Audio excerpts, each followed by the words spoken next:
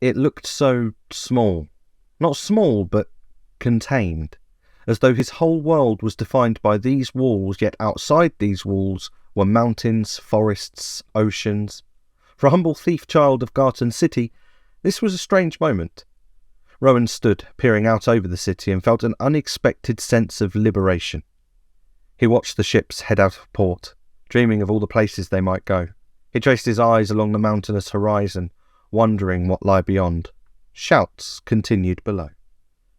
All right, you win! Come down! Before you fall, the boots are yours!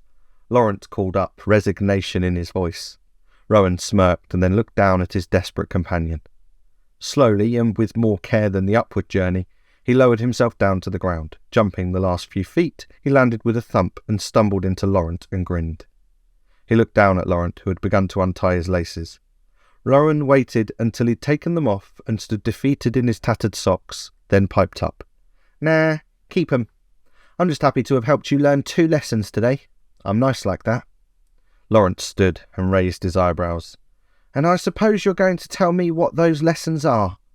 Rowan exaggerated a slow nod. I am indeed. I told you. Nice like that.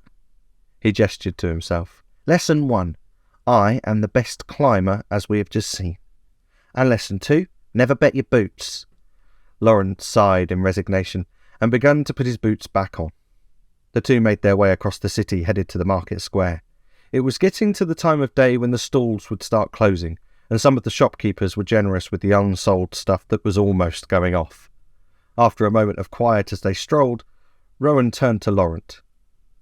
Have you ever thought about leaving Garton? Laurent scoffed. And go where? We ain't got no money. Rowan sighed. Yeah, but surely then it don't matter.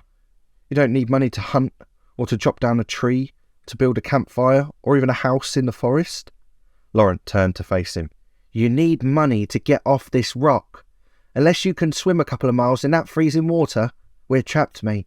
They might not phrase it like this, but we're just prisoners, really.